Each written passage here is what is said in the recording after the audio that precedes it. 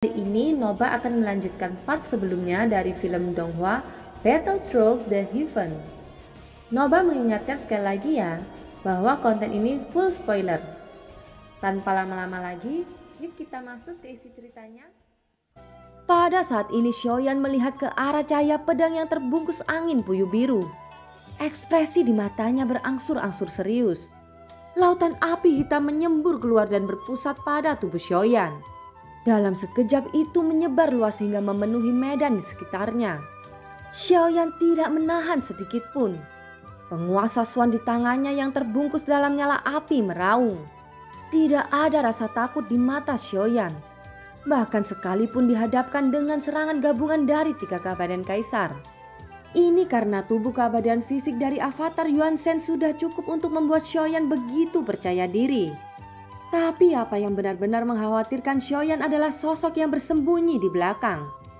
Bahkan Xiaoyan tidak bisa mendeteksi posisinya. Jika sosok itu mengerahkan kekuatannya pada saat kritis, itu akan menjadi bahaya besar yang tersembunyi. Tentu saja masih ada sang ratu yang diam-diam memantau Xiaoyan setiap waktu. Namun Xiaoyan tidak pernah menganggap sang ratu sebagai kartu truf atau pendukungnya selama pertempuran. Xiaoyan lebih ingin mengandalkan kekuatannya sendiri untuk mengalahkan musuh. Alasan mengapa Xiaoyan melawan ketiga orang ini untuk waktu yang lama bukanlah karena mereka bertiga sangat kuat, tetapi karena Xiaoyan benar-benar ingin menggunakan mereka bertiga untuk mengolah tubuhnya sendiri. Jelas dengan tubuh avatar Yuan Shen yang sudah memiliki bintang 3, bahkan jika ketiga sosok itu bergabung, sama tidak mungkin menjadi lawan Xiaoyan. Sekarang avatar Yuan Shen dan pemakan jiwa menyatu dengan tubuh Dewa Xiaoyan. Tapi sampai sekarang Xiaoyan masih termasuk dalam keterampilan bertarung tingkat Dewa Perang. Justru karena inilah dia menemui jalan buntu dengan ketiganya untuk waktu yang lama. Sang ratu berkata bahwa bertarung adalah cara tercepat dan paling efektif untuk menstabilkan fondasi Doqi. Xiaoyan mengingatnya di dalam hatinya. Tetapi trio malang itu tampaknya berpikir bahwa mereka bisa mengalahkan Xiaoyan bersama-sama. Dari awal hingga akhir, Xiaoyan tidak pernah menempatkan ketiga orang ini di matanya. Pada saat ini Xiaoyan menyeret penguasa Xuan dengan satu tangan, menghadap ke langit yang penuh dengan cahaya pedang biru. Pada saat cahaya pedang pihak musuh turun, Xiaoyan mengangkat tangannya dan melambaikan penguasa Xuan terus-menerus. Lautan api melonjak ke langit bersama tebasan penguasa Xuan Xiaoyan. Tetapi ketika menyentuh cahaya pedang biru, lautan api Xiaoyan mampu disebarkan. Seolah-olah kedua energi yang bertabrakan bukan pada level yang sama dalam hal kekerasan. Pada saat berikutnya cahaya pedang biru benar-benar menenggelamkan sosok Xiaoyan. Seolah-olah dia telah tercabik-cabik kedalamannya. Hahaha, ini akan segera berakhir. Saat aku memutuskan untuk menggunakan teknik ini, maka kamu akan mati tanpa keluhan. Ucap Luo Sheng akhirnya bisa tertawa keras. Wajahnya dipenuhi kepercayaan diri. Dia memiliki keyakinan penuh dengan serangan gabungan ini. Ini adalah kartu truf dari 3 bersaudara.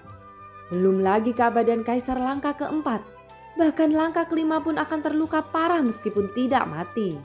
Setelah beberapa lama cahaya biru berangsur-angsur menghilang, mengungkapkan sosok Xiaoyan berdiri tegak dengan jubahnya yang hancur.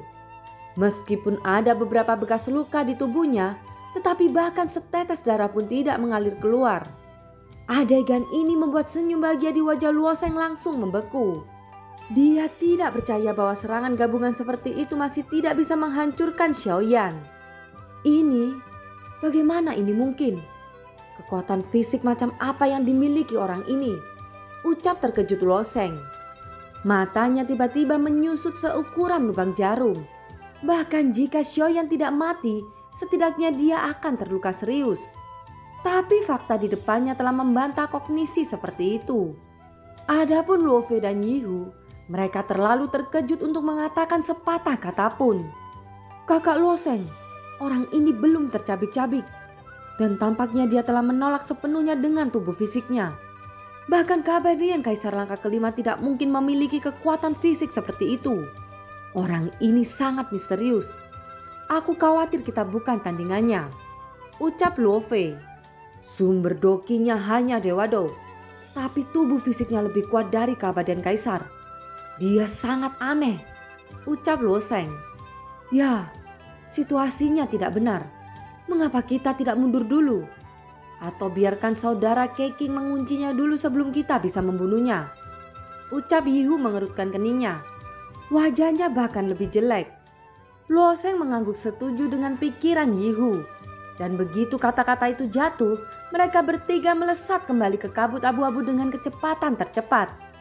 Hah? Kalian bekerja sama dengan sangat bagus. Tapi kenapa kalian tiba-tiba ingin pergi? Aku tidak menyakiti kalian semua. Bukankah sangat tidak sopan untuk pergi seperti ini? Ucap Xiaoyan tersenyum kecut. Dia berpikir bisa melawan ketiga orang ini selama 300 ronde lagi. Tetapi jelas ketiga orang ini tidak mau melayaninya. Tapi maaf, aku masih membutuhkan kalian. Jadi kalian harus tetap tinggal, ucap Xiaoyan. Setelah berbicara, sayap Dewa Hitam Emas mengepak di punggungnya. Kemudian sosoknya menghilang dengan satu gerakan. Sialan, dia datang mengejar, ucap Luo Sheng ekspresinya tenggelam. Kecepatan Xiaoyan sangat cepat. Itu semakin dekat di belakangnya dengan deru angin kencang. Luo Sheng menepuk cincin di tangannya, lalu mengirim keluar seutas benang merah. Adegan ini membuat Xiaoyan sedikit waspada. Dia tahu bahwa tali merah itu tidak biasa, tetapi memiliki spiritualitasnya sendiri. Tali merah yang dilemparkan Luo Sheng itu menggeliat seperti ular panjang, dan cahaya merahnya bahkan lebih besar. Segel tali iblis, ikat dia untukku, teriak Luo Sheng. Tali iblis merah menari dan meraung ke arah Xiaoyan. Tapi tali iblis merah itu hanya menggeliat dari sisi ke sisi lain seolah ragu-ragu. Bajingan, aku memerintahkanmu mengikatnya, teriak Luo Sheng sangat marah. Begitu suara itu jatuh, tali merah itu sepertinya memahami kata-kata Luo Sheng. Ia berbalik dan justru menjarah ke arah Luo Sheng sendiri. Mata Xiaoyan terbelalak saat melihat pemandangan ini. Awalnya dia takut dengan tali merah, tapi tidak disangka serangannya tiba-tiba berubah. Tali iblis merah bergoyang di udara dan mengejar Luo Sheng yang melarikan diri dengan sangat cepat. Luo Sheng melihat kembali ke tali merah yang mengejarnya dengan ekspresi ketakutan. Aku salah, aku minta maaf. Kamu ikat dia dan jangan ikat aku. Akulah tuanmu, ucap Luo Sheng buru-buru memohon. Tali merah tampaknya tidak dapat memahaminya pada saat ini. Ia mengejar Luo Sheng dan langsung mengikatnya secara besar-besaran. Sial, memiliki benda terlarang sepertimu merupakan bencana terbesarku. Sungguh tidak berguna. Aku khawatir kematian tuan aslimu juga terjadi karena benda terkutuk ini, ucap Luo Sheng merasa pahit di hatinya. Tali penyegel iblis memiliki spiritualitas tinggi dan Luo Sheng mendapatkannya dengan susah payah. Tetapi dia tidak pernah berpikir bahwa suatu hari ini tali merah iblis tidak hanya tidak mematuhinya, dan justru menjebaknya di saat-saat kritis. Wajah Luo Sheng pucat pasi. Xiaoyan yang telah mengejarnya pun juga terkejut. Xiaoyan telah mengalami pertempuran yang tak terhitung jumlahnya dalam hidupnya, dan menggunakan metode yang tak terhitung jumlahnya. Namun ini merupakan pertama kalinya sejak ribuan tahun bertemu musuh bodoh yang terjebak dengan hartanya sendiri. Xiaoyan tersenyum kecut. Bahkan dalam 10.000 tahun ke depan akan sangat sulit untuk menemukan pemandangan serupa lagi. Tanpa sadar sudut mulut Xiaoyan terangkat menjadi senyum lucu. Apa yang kamu tertawakan? Jika kamu seorang lelaki bermartabat, tidak seharusnya kamu membunuhku dalam situasi ini. Setidaknya beri aku kesempatan dulu, ucap Luo Sheng. Xiaoyan tidak tahu harus tertawa atau menangis. Tetapi pada saat yang sama matanya tertuju pada tali merah. Tidak peduli seberapa keras Luo Sheng berjuang, dia tidak dapat melepaskan diri. Ya, ini pertama kaliku bertemu lawan bodoh sepertimu. Kamu bahkan tidak becus menggunakan senjatamu sendiri, ucap Xiaoyan. Luo Fei dan Yihu di kejauhan juga menghentikan tubuhnya. Situasi saat ini membuat mereka tidak tahu harus berbuat apa. Aku akan memberimu waktu 3 nafas. Setelah 3 nafas, jangan salahkan aku karena bergerak. Jangan katakan bahwa kamu bahkan tidak bisa mengendalikan hartamu sendiri, ucap Xiaoyan tidak lupa mencibir. Wajah Luo Sheng memerah saat ini. Jelas dia sudah berusaha membebaskan diri ketika dia berbicara dengan Xiaoyan untuk pertama kalinya. Melihat Luo Sheng yang berjuang keras, tetapi masih tidak ada hasil setelah 3 nafas. Xiaoyan menggelengkan kepalanya tanpa daya. Karena semuanya dikirim ke pintunya, akan lebih baik menyelesaikannya dengan lancar. Begitu sosok Xiaoyan bergerak, dia bergegas menuju Luo Sheng. Dia telah melihat teknik membunuh keabadian kaisar. Jadi pilihan pertama Xiaoyan adalah bergegas menuju jantung Luo Sheng. Jantung adalah cacat pertama dari keabadian kaisar. Tetapi dengan peningkatan kekuatan, dampak pada langkah keempat secara bertahap berkurang. Setidaknya itu tidak akan jatuh lagi karena kerusakan jantung. Ini karena ketika seseorang sampai pada langkah keempat, seseorang sudah memiliki tulang abadi. Ada total 206 tulang di tubuh manusia. Ketika 206 tulang ini semuanya diubah menjadi tulang abadi, maka jantung tidak lagi menjadi kelemahannya. Namun langkah keempat masih jauh dari memadatkan semua tulang abadi. Jadi jantung masih merupakan kuncinya. Pukulan Xiaoyan mendarat di dada Luo Sheng. Pukulan yang berisi kekuatan Yuan Shen langsung menyebabkan dada Luo Sheng cekung. Bahkan seteguk darah menyembur keluar dan menghancurkan tulang di dadanya. Xiaoyan menghantam dadanya lagi. 5 jarinya membentuk cakar tajam untuk menembus jantungnya. Tetapi pada saat ini, Xiaoyan merasa seolah-olah lonceng surgawi berdering di benaknya, yang membuat tubuhnya langsung berhenti. Luo Sheng mengambil kesempatan ini untuk melepaskan diri dari tali penyenggel iblis. Dia mengutuk marah dan mencoba membuangnya. Tetapi pada akhirnya dia memilih memasukkannya kembali ke dalam cincin penyimpanan. Setelah itu mereka bertiga menembak ke belakang dengan kecepatan tinggi. Xiaoyan mengerutkan keningnya. Jika mereka bertiga dibiarkan pergi, akan sulit menemukan mereka lagi. Pada saat ini ketika Xiaoyan mengejarnya, kabut abu-abu di sekitarnya bergulung kembali.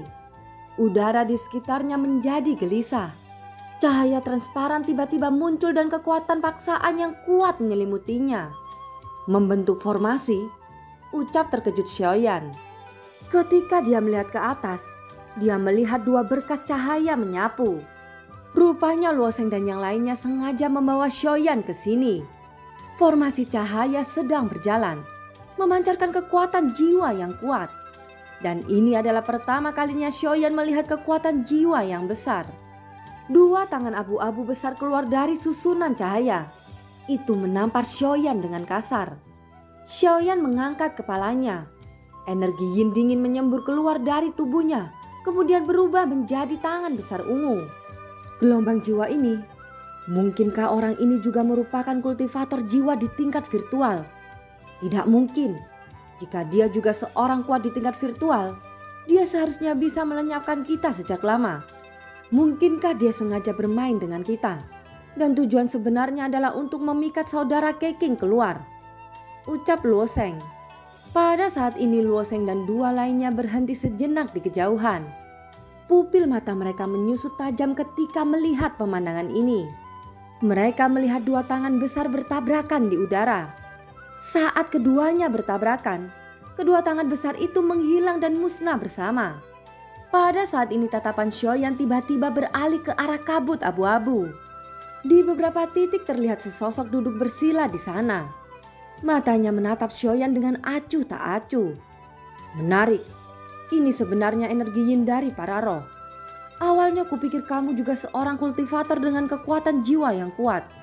Tetapi aku tidak pernah berpikir bahwa kamu akan menggunakan cara kultivasi sesat untuk mendapatkan kekuatan. Ucap sosok itu, suaranya datang seperti gelombang. Suaranya terbungkus kekuatan jiwa yang bisa menembus tubuh dan merusak kedalaman jiwa seseorang. Apakah kamu akhirnya muncul? Ucap Xiaoyan menoleh dan mendarat pada sosok ini. Memang benar kamu mempunyai banyak metode. Dengan tubuh yang kuat, kamu juga bisa menggunakan kekuatan domain yin dari para roh. Tapi untuk memiliki kekuatan roh yang begitu agung seperti itu, kamu harus memiliki setidaknya puluhan juta jiwa kan? Berbicara tentang jiwa mengingatkanku pada seseorang. Sejauh yang aku tahu dia adalah orang nomor 1 dalam hal jiwa. Ucap sosok itu yang bernama Keqing. Kaisar pemakan jiwa, ucap Xiaoyan mengangkat alisnya sedikit. Oh, kalian sebenarnya saling kenal. Ya, dunia Xuanyin menyebutnya kaisar pemakan jiwa.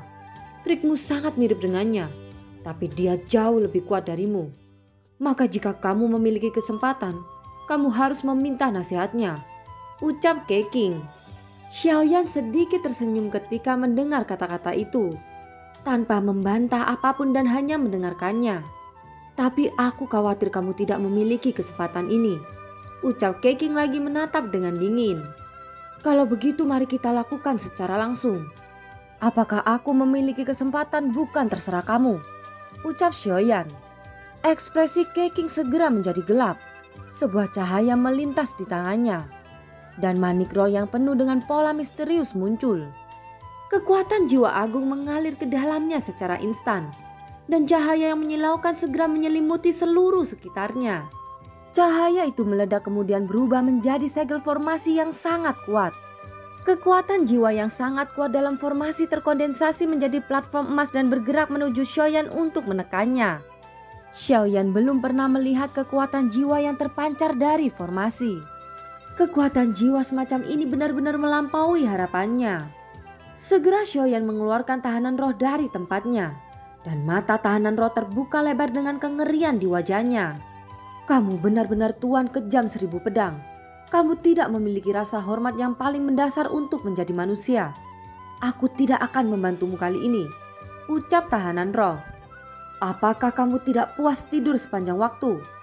Jika tidak, maka kamu dapat tidur selamat di peti mati, ucap Xiaoyan. Tunggu dulu. Tentu saja aku puas. Jangan lakukan itu. Tuan kejam, aku hanya perlu 3 napas untuk menghancurkan formasi ini, ucap tahanan roh. Melihat bahwa Xiaoyan tidak berniat bergerak ketika menara penyegel turun, Keqing sedikit mengernyit dan mengungkapkan kebingungan. Pada saat berikutnya cahaya biru keluar dari mata besar tahanan roh, dan platform penyegel jiwa yang meraung ke arah Xiaoyan runtuh dengan kecepatan yang merusak. Pupil Keqing tiba-tiba menyusut, tapi segera kekuatan jiwa yang kuat melonjak dengan liar. Dan platform emas yang hancur dipadatkan kembali. Itu lebih besar dan lebih kuat dari sebelumnya. Jelas dia tidak berharap Xiaoyan memiliki sarana untuk menghancurkan formasi.